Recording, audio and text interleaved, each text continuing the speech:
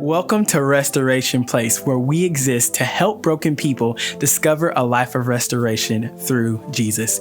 My name is Ben Copeland, and I have the honor and privilege of serving as our technical director here at RPT. We are so excited that you're joining us today. So I encourage you to get out your phone, notebook, whatever you use to take notes with, and get ready for today's message. All right, so with that being said, let's talk about YouTube. How many people like to watch YouTube? Wow, you guys are embarrassed. How many people like to watch YouTube? Okay, good. I love to watch YouTube. I am a consumer of YouTube. I can get stuck on a YouTube binge for about an hour, 2 hours. I have to be very careful with my life about how much YouTube I allow. My favorite piece of content on YouTube is where people debate. I love debate. I love people arguing about one thing and the other. I just enjoy it. Whether it be about pop culture, about sports, who's better, Michael Jordan or LeBron James? Yeah. See, would it be about that? Or would it be about things that are controversial, like, pronouns and all that stuff that's going on this way? I love watching YouTube videos. It's great. My wife hates it. She walked into the room, and I'm listening to two guys argue. I like to listen to Stephen A. and some other person just yell at each other. And she's like, why are you watching this? I'm like, because I love watching people argue. I don't know. It's the way that God's wired me. God has wired me to love debate, to love to talk about things, and I just feel good about that. It drives her crazy, but she's good. On the other hand, I notice one of the problems I have is when I start watching debates, especially the controversial debates, the stuff about, trying to fix past mistakes, the stuff about gender, the stuff about marriage, all these different things. When I watch them, I get lost in the debate. Let me see how to explain this. I get so lost in it that the debate becomes more important. I can watch something, and this is what's going on in this world, so let's be honest with each other. I can watch something about pronouns, people having their pronouns, whatever, and I get so stuck in it, be so focused on it, that it becomes my priority in my life. And I lose what matters.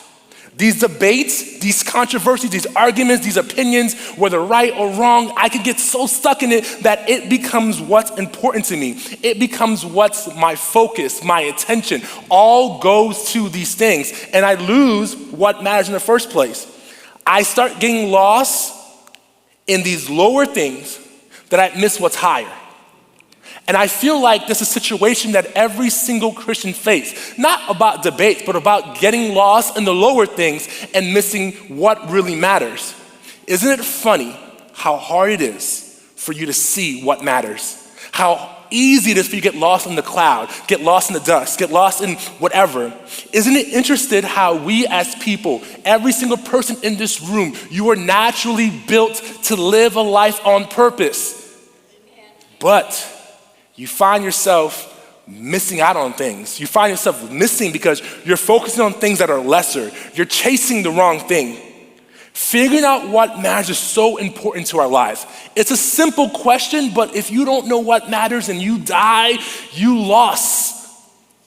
It's a critical question, but it's simple. So we have to figure out how to get rid of these distractions, get rid of what tosses us aside, and focus on what matters. Maybe you have, think about your family. Maybe you hear and you have no idea how your family got this jacked up, how your family got this messed up. It happens, right?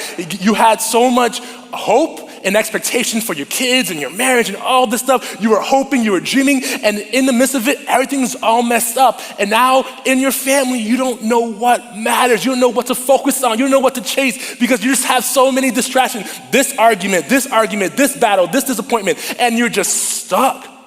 And you don't know how to focus. You don't know how to find what matters. Maybe you're here and you got burned by love. You're here, you just got divorced, you just got this thing happen to you, and maybe you're just I don't know how to find what matters in love. Maybe you find yourself in the same place over and over and over again. One bad relationship, one bad relationship, and you don't know, how do I chase what matters? Instead of letting it be my relationship be my priority, instead of letting my love life be my priority, how do I chase what matters so I can truly have a flourishing love life? Maybe you're here and your job, man, you feel like you're done with your job.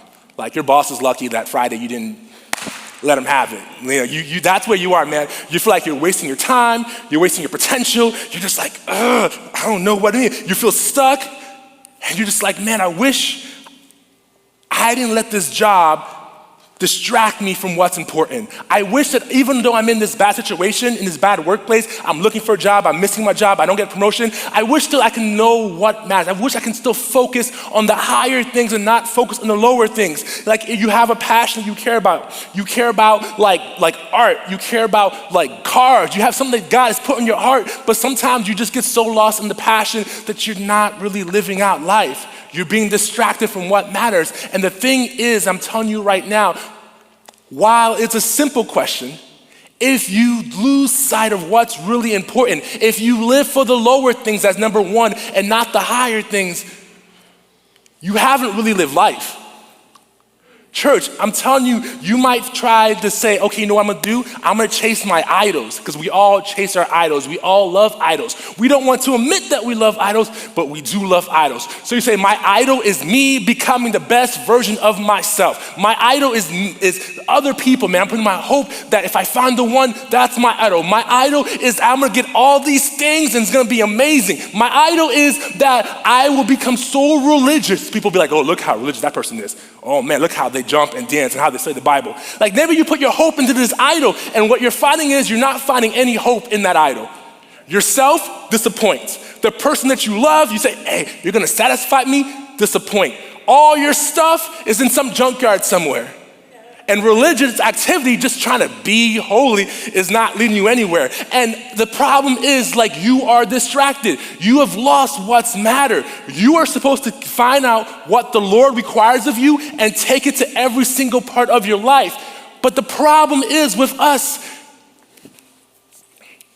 we put God to the side and put the creation on top.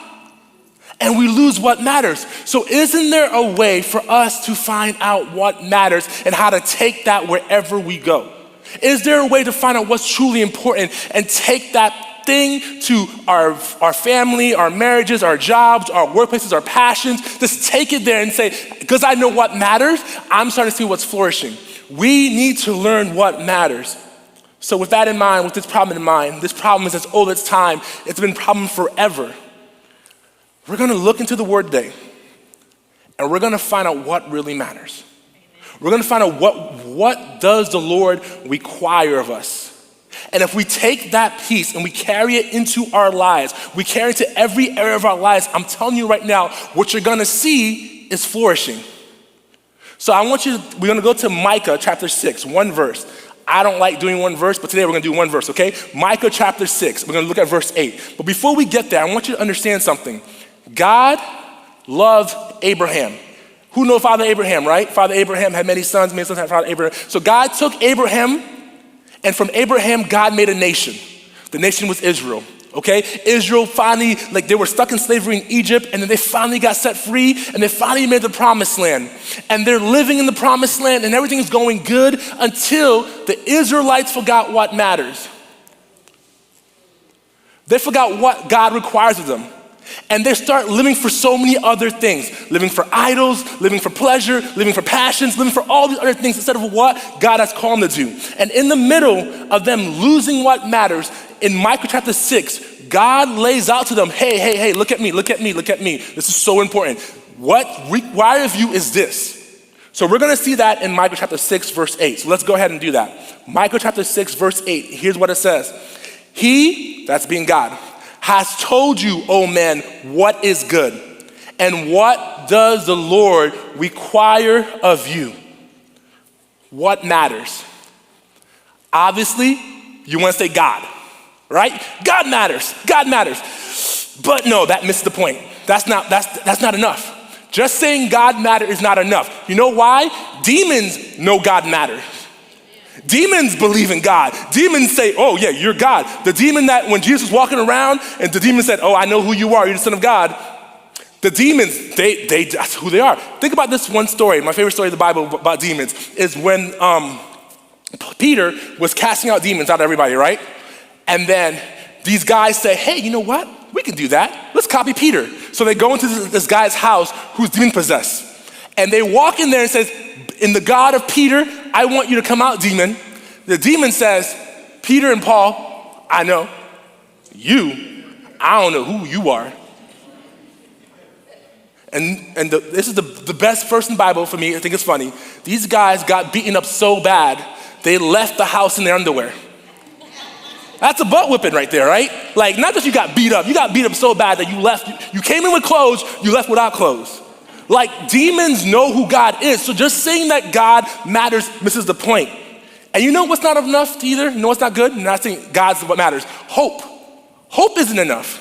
Hope isn't what matters. Just saying hope by itself doesn't mean enough. A lot of people get attracted to church. Okay, this is for your joy. Okay, so let's hear me out. A lot of people get attracted to church not because they have hope in Jesus, but because they have hope in what God can do for them. And that's missing the point. Hope isn't enough. Think about the rich young ruler. The rich young ruler came to Jesus and said, hey, Jesus, I follow all the commands and do all of this. And Jesus says, you know what? If you really want to live life, if you really want to follow me, sell all your stuff. He's like, I can't do that. Man, I think about the student that I had one time in my youth group. I think about the way that I used to watch her go to prayer. She used to go to prayer. And I realized one day she stopped following God. And I realized because her relationship with God was attached to the thing that she was praying about. And what she was praying about is a good thing. She was praying that her parents would get saved. But since she never saw that result in her life, she quit on God. Because ultimately she wasn't for God because of God. She was for God because of what God can offer and what God can do. So if you're saying that God is what matters, or if you're saying hope is what matters, you kind of missed the whole point. So just saying God is what matters is not enough. What really matters is what God requires of you, what God needs you to do, what God is calling you to do. See, sometimes we live in a place that we don't have a God-centered faith, we have a self-centered faith. And self-centered faith cannot save anybody. Self-centered faith does not satisfy you. God-centered faith is what really transforms you and change you. That's what James said. James says, Jesus' brother says this, hey, if you have true faith in God, I will see your actions. Not that your actions save you, but I will see actions. Look, someone says, come to you and say, I love you, man. You go, yeah, you say you love me, but by your actions, I don't think you love me. And that's nothing, right? Same thing with God. God saying, I need to see your action. Faith without works is dead. So what matters is focusing on what God has required of us, what God has called us to do. And the last verse of verse 8 shows us what God has required. This is so important. I'm gonna read the whole verse 8 again. He has told you, O men, what is good, and what does the Lord require of you? But to do justice, to love kindness, to walk humbly with your God. 3 things. It sounds like 3 points, but it's not 3 points. It's all intertwined together. They all go together. If you have one without the other, you totally miss the point. It's like cake. Who likes cake? I love cake. Cake is really good. If I came right now and give someone some egg and give you a milk and give you the batter, you'd be like, what is this? This doesn't work. You need it all together to work. So let's look at each piece and how they go together. Justice simply means is fulfilling God's design for you. Living out God's design. Justice equals human flourishing. Like when you live for justice, people around you flourish. You flourish. The reason you are meant to flourish, listen, again, for your blessing, for your joy. The reason that you are meant to flourish is not because of you. The reason you are meant to flourish is because the world around you. God wants you to flourish so that you can affect the world. Think about Joseph. Joseph flourished in every stage of his life because he focused on doing justice. So when he was with his brothers, he was flourishing. It was a good time, right? When he got sold to slavery, he flourished. Even in a bad situation, he still flourished, he still grew. The world around him was affected and changed. When he went to jail, he flourished and the world around him flourished.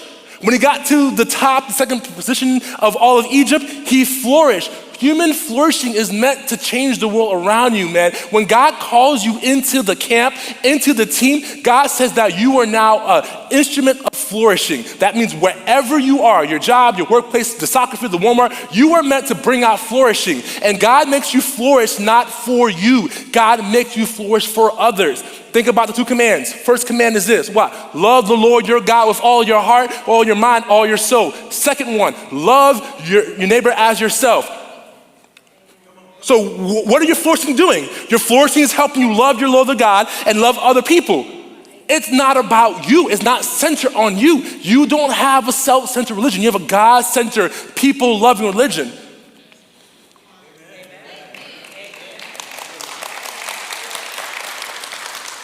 And the thing is, it's easier to love justice than do justice.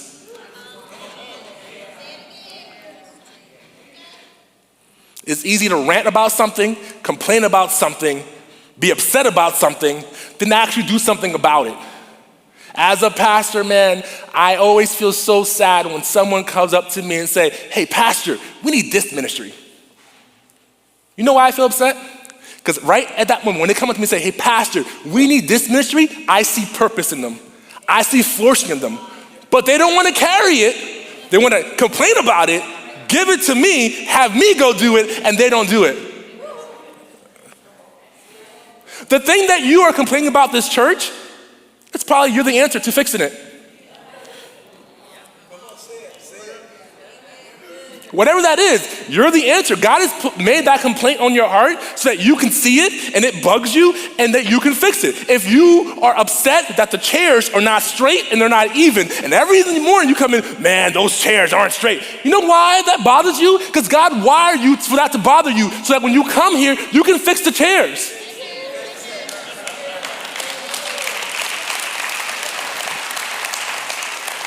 So you can't like, loving the idea of justice is cheap. It's not good. Justice brings change. When you love, you bring change. Doing biblical justice brings God into the picture. So with what bugs you, what gets on your nerves, you bring God into the situation.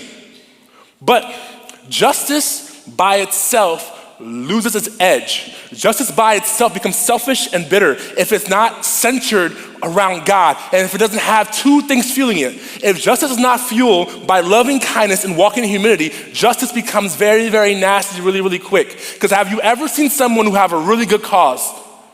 They have a really good cause, but you don't want to hang out with them.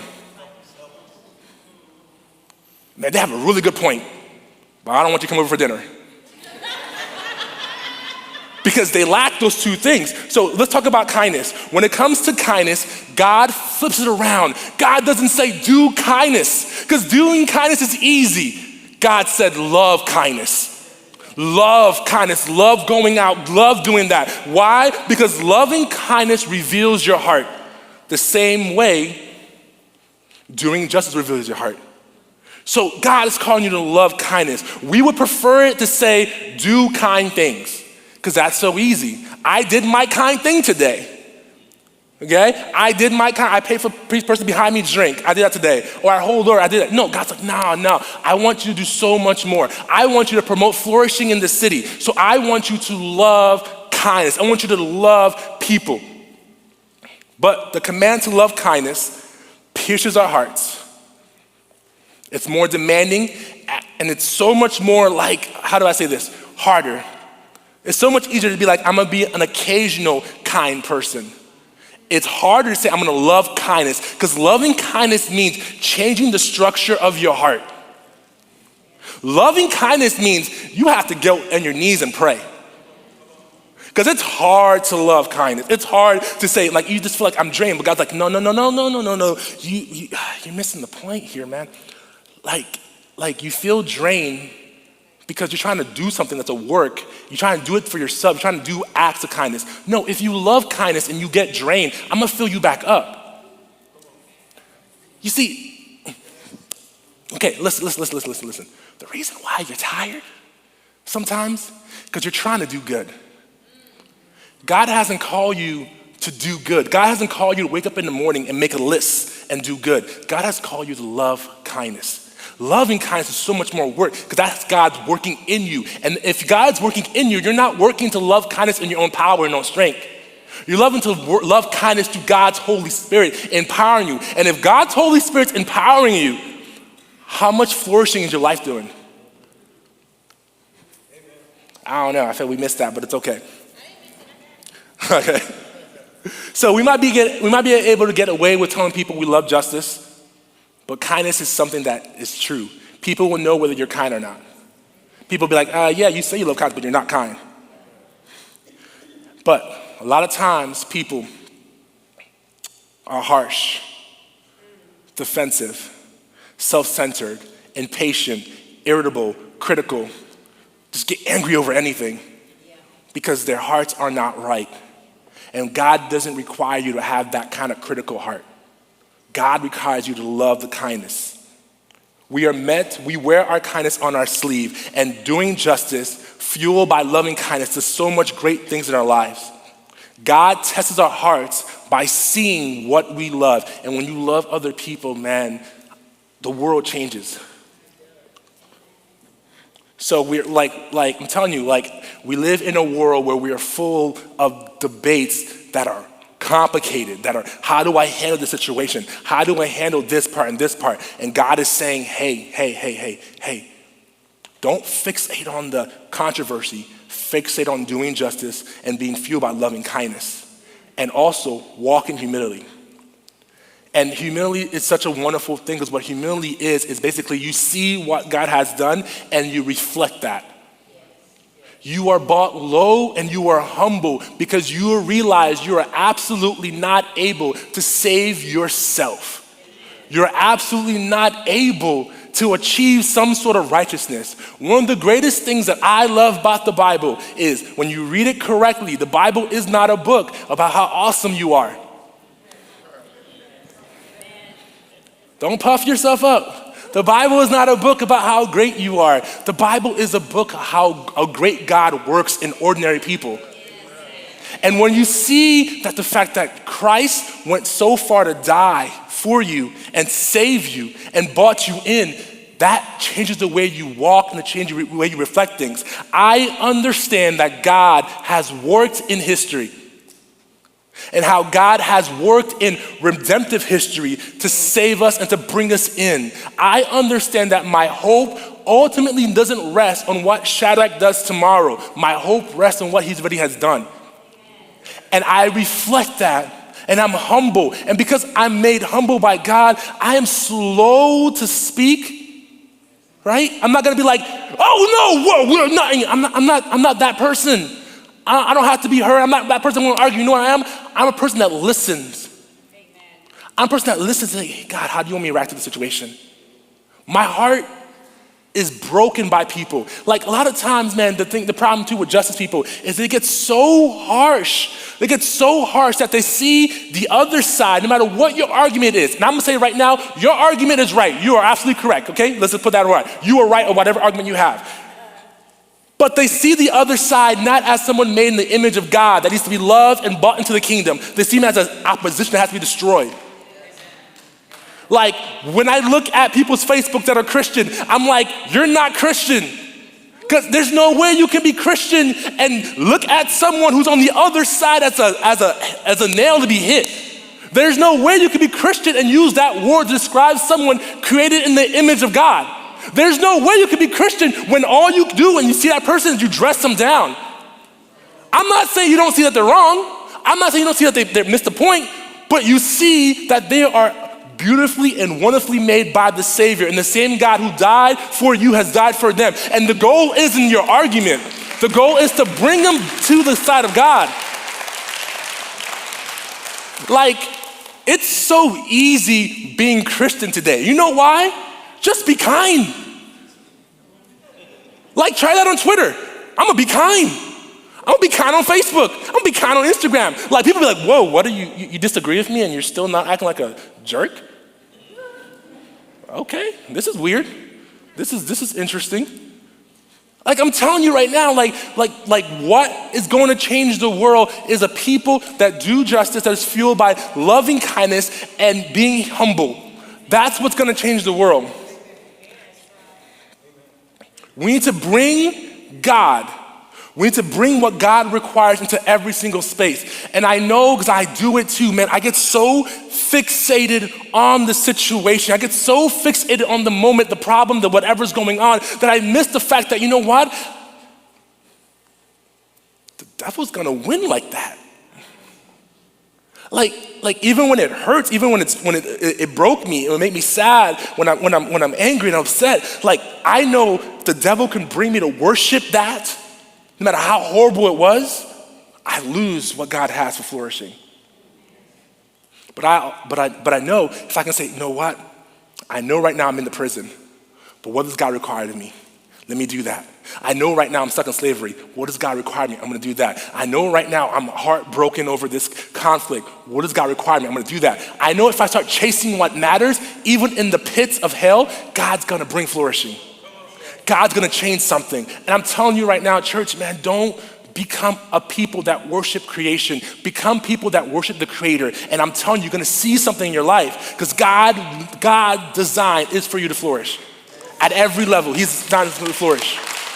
You just can't lose where He wants you to do. But we can't do this. Here's why we can't do this. This is what it says, Matthew 23, verse 23, it says this: "Woe to you, scribes and Pharisees, hypocrites, for you tithe mint and dill and cumin." You tithe. You're a good tither. You guys are great tithers, man. You tithe. Yeah, you tithe. But look at what Jesus says. "And have neglect the weightier matters of the law." Basically, y'all are really religious. You know when to stand up. You know when to go. You know when to shout. You know where to run. You know when to put the money in the offering bin. Y'all are really religious. But you neglect the weightier matters of the law. You miss what's important. You miss what God requires you. And what does God require of you? Jesus says it in a different way. Justice and mercy and faithfulness. These you ought to have done without neglecting the others. Joseph never missed the weightier matters, even in jail. Like, I would imagine that would have broke me right there. I might have survived being in slavery in Potiphar's house. I might have been able to take that because, you know, I'm in a nice house and I have a nice bed to sleep and I get some good food. Nah, but when I got to prison, I would have been done. I'm done. I would have just been like, I'm in prison. That's what I focus on. Joseph didn't do that. He focused, said, you know what, this is horrible, but I'm gonna focus on the weightier things. We are in a constant struggle of losing focus on what matters, because the world is so distracting.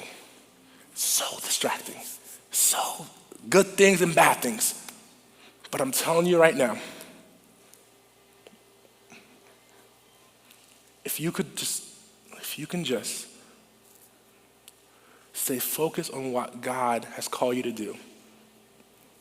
God is faithful, even in the darkness, to bring flourishing in your life. Don't reverse it.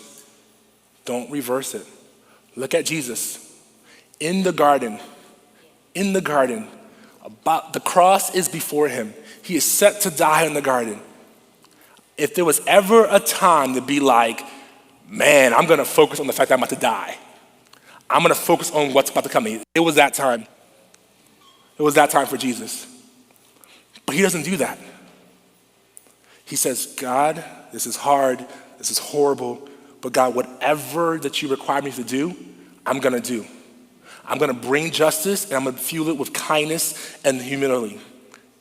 And that's what he responded to. He responded to God. And because he did that, he was able to change the world forever. That's what God is calling you to. Listen. Again, this is for your joy. Okay, this is for your joy. Everyone says this is for your joy. Okay. Breakthrough Christianity is useless. Waiting for the blessing is useless. Because what it does, it takes your eyes off the true prize and puts your eyes on something else.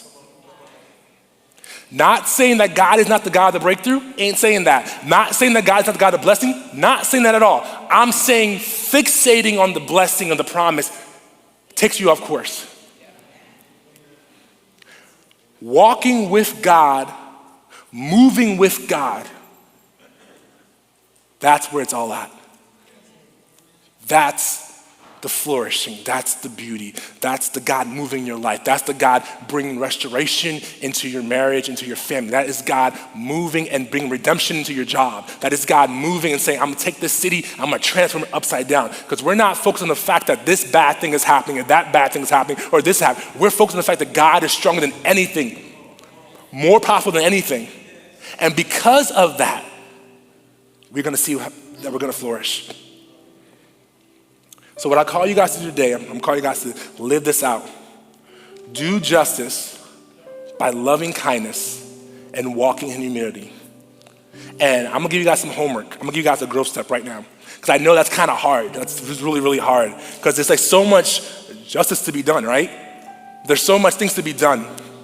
So maybe this week, if we all just live in this way, this is a quote by Andy Stanley. Do for one what you wish you could do for everyone. Maybe that's how we walk this week. We walk this week saying, I'm gonna do for one what I wish I could do for everyone. I might not be able to change every single homeless person's life, but I can buy one a sandwich. I might not be able to watch every single mom's kids, but I can watch this one. I might not be able to bless everyone in my job place today, but I know this one going through a hard time, I can bless this person right here. I can carry hope and the light of God wherever I go. I can do justice by loving kindness and walking in humility. I'm going to start. Could you imagine if we chased what matters and we went out into the city and we bought God's blessing? Could you imagine if we did for one what we wish we could do for everyone? Could you imagine the change? I wish we had this possible. I wish everyone's hand could get a little bit of paint on their fingertip right here. Like everyone's little fingertip has a little bit of paint. And I wish we can get a canvas, like a big canvas. And what we would see happens to everyone, every week you guys come here, touch the canvas. Every week, you guys come to church, your paint's there, you touch the canvas. I'm gonna tell you over a year, what would happen to that white canvas? It would be full of color.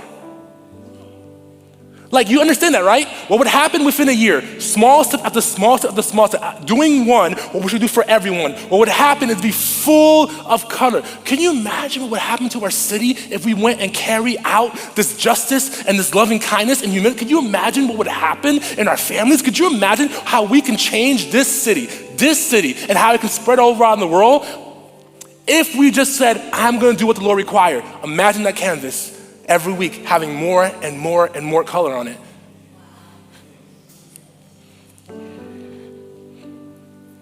Imagine your life being fueled by kindness. God's moving you towards that. If you enjoyed today's message, we encourage you to like, comment, subscribe, and turn on your notifications so you know every time that we post. Also, we encourage you to join us for our live worship experiences every Sunday at 10 a.m. Or if you're wanting to know more about RPT, click the link in the description. We thank you so much for joining us today. We love you. God bless you. We'll see you soon.